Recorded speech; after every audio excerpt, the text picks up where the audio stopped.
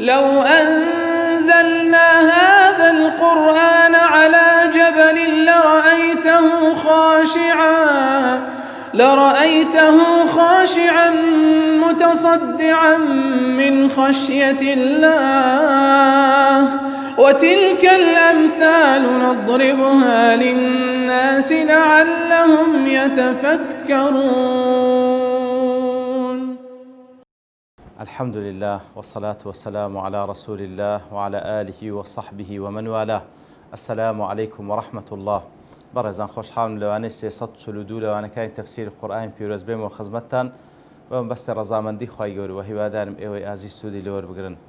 أعوذ بالله من الشيطان الرجيم بسم الله الرحمن الرحيم إن الذين كفروا بآياتنا سوف نصليهم نارا كلما نضجت جلودهم بدلناهم جلودا غيرها ليذوقوا العذاب إن الله كان عزيزا حكيما. بەڕخۆشەویستان لە دوایەوەی کەوە باسی لە هەندێک لە مەواقیفی ئەهلی کتاب کرد بە تایبەتی جوولەکان لە ئاەتەکانی پێشووتر تا خوای گەورە سوبحانەهو وتەعالا دەربارەی ئەو کافرانەی لە ئەهلی کتاب طبعا ئەوانەی کەوا لە ئەهلی کتاب ئیمان بە پێغەمبەری مەنەینی صلی الله علیه وسلم لە چەندین ئاەت خوای گەورە بڕیاری کوفریان بەسەردادا و هەروەها کافرەکان بەگشتی خوای گەورە باسی مەسیریان دەکات لە دواترێش باسی مەسیر و چارەنووسی ئیماندار دەکات کە ئەوەش لە قورئانی پیرۆز ئەو زاهیرەیە یاخود ئەو شێوازە لە زۆر جێگان دووبارەبی تۆ لەبەرەوەکو زانان دەفەرمونون کە خوای گەورە وەسفی قورئانی پیرۆز دەکات بە مەثانی ئەوەیە کەوا شتەکان مقابلی یەکتری کە باسی حەق بکات باسی ناحەق دەکات کە باسی کوفر بکات باسی ئیمان دەکات کە باسی جەهەنەم بکات باسی بەهەشت دەکات. جا لێرەشدا کاتێکەوە باز لە مەسیر و چارەنووسی کافرەکان دەکات باز لە مەسیر و چارەنووسی ئیماندارانیش دەکات. إن الذين كفروا بآياتنا بێگومان ئەوانەی کە کوفر بە ئاەتەکانی خوا دەکەن سوبحانەهو وتەعالا سوف نصليهم نارا ئەوە بەتەئکید خوای گەورە دەفەرمی دەیانبەین و دەیانسووتێن لەناو ئاگرێک كلما نضجت جلودهم هەر کاتێک پێستیان تەواو سووتە بدلناهم جلودا غيرها پێستیان بە پێستێکی نوێ دەگۆڕین ليذوقوا العذاب تاوەکو عذاب بچێژن. إن الله كان عزيزا حكيما خوای گەورە سوبحانەهو وتەعالا دووناو لەناو پیرۆزەکانی عزیز و حەکیم کەوەکو باسمان کردیە و ئینشاءالله ئیشارەت پێ دەینەوە.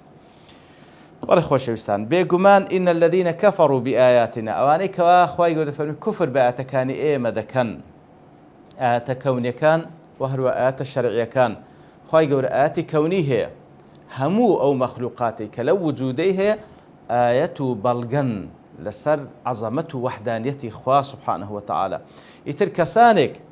کوفر بەو ئاەتانە بکەن بۆی کەوا نەیکەنە بەڵگە و بە بەڵگەی نەزانن لەسەر وەحدانیەتی خوای گەورە بڵێن شتێکی طەبیعیە یاخود بڵێ بە سودفە هاتیە یاخود بڵێ هەروا بووە و هەروا دەڕوا و یاخود بڵێ بە هەر شێوەیەک تەنسیبی سەر خوای گەورەی نەکاتەوە سوبحانەهو وتەعالا نەیجێڕێتەوە لای ئەڵڵا نەڵێ بەڵگەیە لەسەر وجودی خوا لەسەر عەزەمەتی خوا لەسەر وەحدانیەتی خوا دیارەوانە کوفر بە ئاەتەکانی خوا دەکەن و هەروە کوفر بە ئاەتە شەرعیەکانی خوا کە بریتیە لە قورئانی پیرۆز. ئەوانەی کوفر بە ئاەتەکانی قورئانی پیرۆز دەکەن دیارە ملکەت نابن لە بۆی پشتی تێدەکەن بە ئاەتی خوای نازانن بە هەر شێوازێک ئینکاری لێ دەکەن ئەوە خوای گەورە دەفەرمی ئەوانە بەگشتی ئەوانەی کە کوفر بە ئاەتەکانی خوای گەورە دەکەن سوف نصليهم نارا نصليهم واتە ندخلهم دیارە ئەسلی نصليهم لە ئیسلاوە هاتە ئیسلا بە معنای ئیقاد و نار دێواتە ئاگر هەڵگیرساندن کەواتە سوف نصليهم نارا واتە دەیانبەینە ناو ئاگرێک و بەو ئاگرە هەڵگیرساوە دەیانسووتێن خوا پەنامان بدا. کاتێش کە دەفەرمووی سوفا وەکو زانان دەفەن وەکو سیبەوەی بالتەحدید دەفەرمی لە بۆ تەهدیدە لە بۆ تەئکیدی عەزابەکەشە ئەگەر چی تەراخی تێدا لە بەرەوەی سینمان هەیە سەوفەمان هەیە لە بۆ داهاتوو سین لە بۆ داهاتووی نزیکە سەوفە لە بۆ داهاتووی دوورە بە هەر حاڵ دەفەرمی لە بۆ تەراخیە و لە بۆ تەئکیدە ئەوجا دەفەرمی کاتێکەوە سەوفەی لێرە خوای گەورە بەکارهێنا لە بۆ تەئکید و لە بۆ تەراخی واتە لە بۆ داهاتوو خوای گەورە دەفەرمی دەیانبەی ناو ئاگری جەهەنەم يجعل النفس في فزع دائم وخوف مستمر حتى يقع كواتە لێرەوە خوای گەورە هەڕەشیان لێ دەکات تاوەکو ئەگەر بەردەوام بی لەسەر کوفرەکەی لێرەوە تەوەقعی ئەو عەزاب بکە و هەر لە ترسی ئەو عەزابە بیتن بەڵکو بتەمای ئەوەی کەوا بگەڕێتەوە. ئیتر بێگومان ئەوانی کەوا کوفر بە ئاەتەکانی خوای گەورە دەکەن دەفەرمی دایانبینە ناو ئاگرێک لێرەشدا بە نەکیرە هاتیە نارا واتە نارەن عەظیمە دایانبینە ناو ئاگرێکی زۆر بڵێ سەدار خوا پەناماندا. كلما نضجت جلودهم هر كاتك نضجت جلودهم نضجات لا نضج وهاتيه بمعنى بلوغ نهاية الشيء بلوغ نهاية الشيء واتجيشت أو بريسوتان كاتك بيستكانيان جيشت أو بريسوتان بدلناهم جلودا غيرها خواهي قد فرمي ببردوامي هر كاتك بيستكان ستا بيستشكان لبودا قوارين نويه لبرتسيه پێستگۆڕینی ئەهلی جەهەنەم لیەذوقوا العذاب تاوەکو عەزاب بچێژن. لەبەرەوەی دیارە عیلمیە نیش نهایەتی ئەعساب هەمووی لە پێستی ئینساندایە نهایەتی ئەعساب لە پێستی ئینساندایە کاتێکەوە پێستەکەی بە تەواوەتی دەستێ ئەوجا هەز بە ئێش و ئازار ناکە بەڵام خوای گەورە دەفەرمی هەر کاتێک پێستەکەی بە تەواوەتی سوتا پێستەشکەی دەگۆڕین خوا پەنامان بدا لیەذوقوا العذاب تاوەکو بە بەردەوامی لە عەزابدا بن. أو زاد فرمي إن الله كان عزيزا حكيما إنه لبو تأكيدا بيقمان الله سبحانه وتعالى إن الله كان وكو قوتمان لردا فعل ماضي ناقصنية بلكو فعل تامي بيقوتري وتناقصنية تامية تعبير لزمني رابردوناك بلكو مسلوبة الزمن لردا لبو التأكيد تحقيقي أو وصفة بموصوفكي كواتا بالتأكيد لرا بردو لإستاو لداهاتوش خواهي قول عزيز وحكيمة عزيز وكو سنزارك باس ما كريا خواهي قول عزتي قدره عزتي قهره عزتي امتناعها كواتا عزتي قدره لقدر قيمة خواهي قول زور عزيزة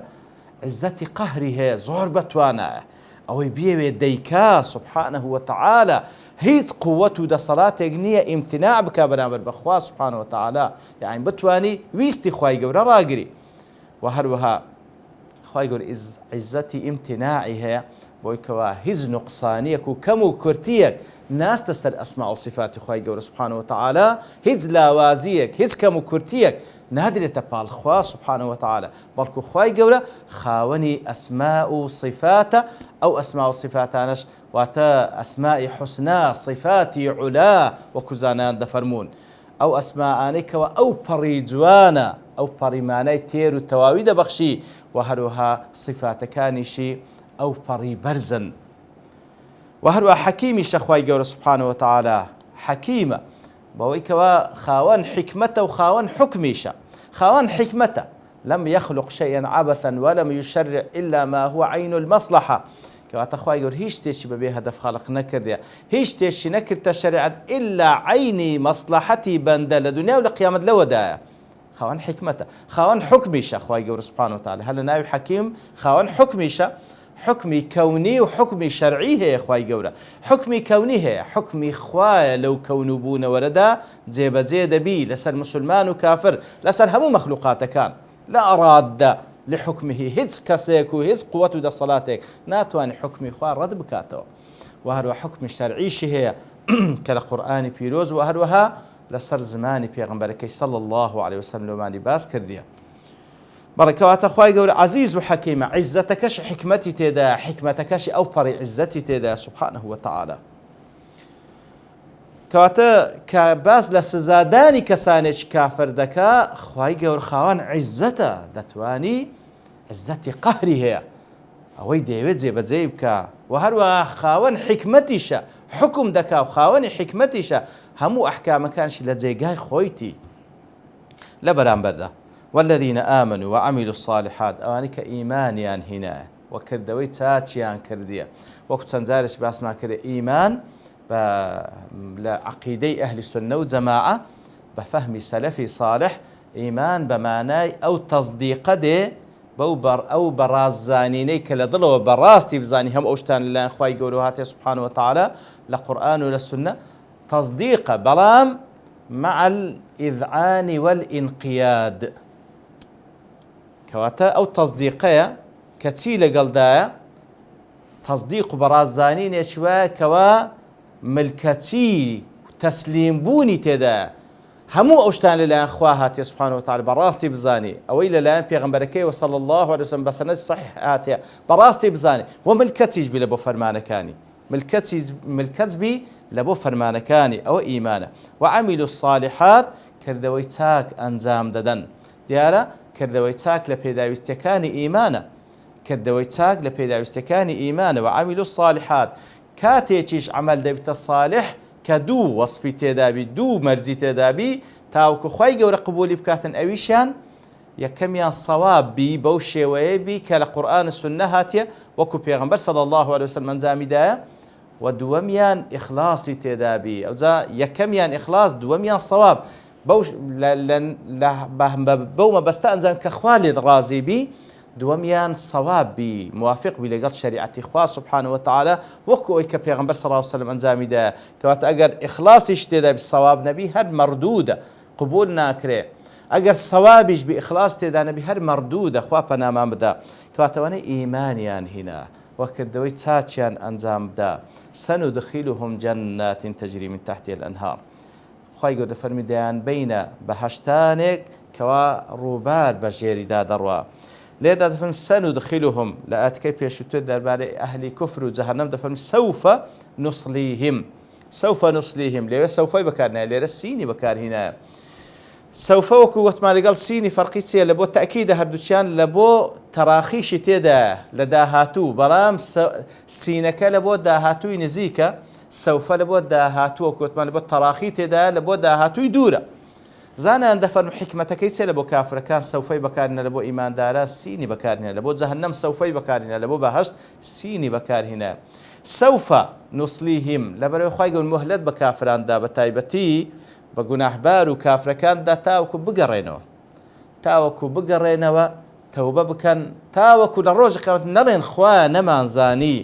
ئەوەندە ئەوەلەم نوعەمرکم ما يتذكر فيه من تذكر وەکو لە سوورەتی فاتر خوای گەورە بەو شێوەیە مخاتەبەی ئەهلی جەهەنەم دەکا دەفەرمی ئایا ئەمە ئەوەندە عومرمان پێ نەخبەخشین تاوەکو ئەوەی کە مەبەستی باە کە ئیمان بینی ئیمانی دەهینا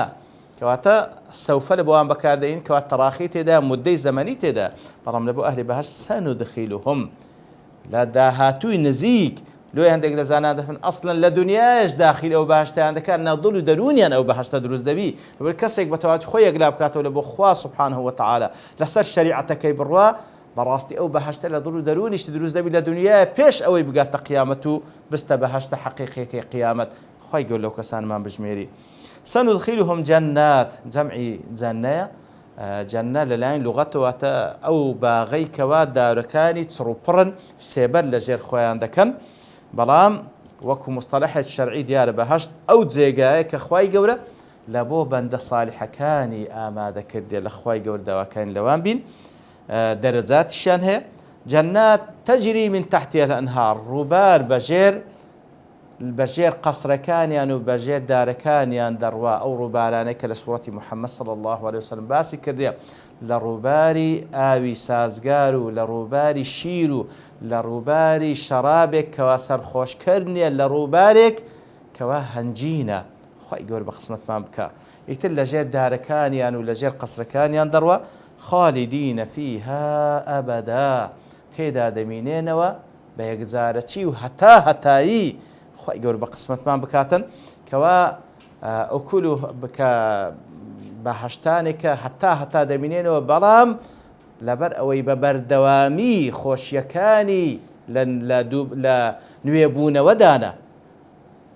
نوێبوونەوەدانە لێ بە هیچ شێوەیەک لە بەهەشتدا بێزاربوون نییە وەکو دنیا خوا پەنامان بدە وەکو با بڵێن لە دنیادا ئینسان ئەگەر لە خۆشیش دابی بێزادێ بەڵام خۆشەکانی باش لەبەرەوەی بە بەردەوامی كلما رزقوا منها من ثمرة رزقا قالوا هذا الذي رزقنا من قبل وأتوا به متشابها بەبەردەوامی لە نوێبوونەوەدایە ڕزقەکانیان لە سبەینان و ئێواران و خۆشیەکانیان بەبەردەوامی لە زیادبووندایە وەکو دەفەرمی وەلەدەینە مەزید خوای گەورە بە قسمەتمان بکات لهم فيها أزواج مطهرة لبوان هي لوين دري ئافرەتانێک کەوا مطهرە هاوسەری خاوێن خاوێن لە پیساتی حسی لە پیساتی معنەوی واتە هیچ پیساتێکی حسی نییە بەرەوەی ئەسڵەن ئەهلی بەهەشت هیچ شتێکی پیس لە دەستە و لە لاشەیان نامینێ و هەروها لە پیساتی معنەویش لە صفاتی خراپ هیچ صفاتێکی خراپیان تێدا نییە خەیرات حیسان وەکو خوای گەورە لە سوڕەتی ئەڕەحمان باسییان دەکا کەواتە لە خۆڕەوەش زۆر خۆڕەوشتیان چاکە و هەروە حیسان و جوانیشن ئیتر ئەزواج مطهرە لێرەدا و کوزانان دەفەرمون هەم لە خێزانەکانی خۆیان ئەوانەی لە دنیای خێزانیان بووینە لە بەهەشتە جەمنەوە خێزانیان و هەروە لەو حۆریانی کە پێیان دەبەخشرێ کە وەکو لە حەدیثی صحیح پێغەمبەر صلی الله علیه وسلم بەلای کەمی ئەدنا منزیلەی ئەهلی بەهەشت دوو حۆری پێدەبەخشرێ وندخلهم ظلا ظليلا ودام بين ناو بەهەشتانێکەوە ظلا ظليلا سێبەرێکی بەردەوامی هەیە سێبەرێکە ظل بمعنى سيبر ظليلة تأكيد بمصدري أو ظلي كوات سيبرك بمعنى كلمة سيبر بي وكو عرب دي ليل أليل شويتي شو تاريك شو لرجل من ظلا ظليلة سيبرك بمعنى كلمة سيبر بي أكو خاي يقول لزجاج كوصف ذكاتن بويكوا أو سيبرة أكلها دائم وظلها لسورة الرعد فرمي خواردنا كاني بردوام أو سيبريشي بردوام أو سيبريكوا ظليلة وهروها يقول لسورة واقع وظل ممدود سيبريكا تواو دكشي بس الهمو بهجدا وهروها إن المتقين في ظلال وعيون هن نكيك سيبر أنواع سيبر هي تسندين سيبر هي وهروها يقول دفرمي هم وأزواج في ظلال على الأرائك متكئون وزب خوان بخيزانة كانيان لجير أو سيبر دا خواهی گەورە جێگەیان لەو ئامادە دەکات لە خواهی گەورە داواکاری لەو کەسانە بین کەوا ئیمانداری ڕاستەقینە و کردەوەی چاکمان هەبیتن تاوکە ئەو مەسیر و چارەنووسە إن شاء الله تعالى بيشاد بينوا وصلى الله وسلم على نبينا محمد وعلى آله وصحبه أجمعين وآخر دعوانا إن الحمد لله رب العالمين. لو أنزلنا هذا القرآن على جبل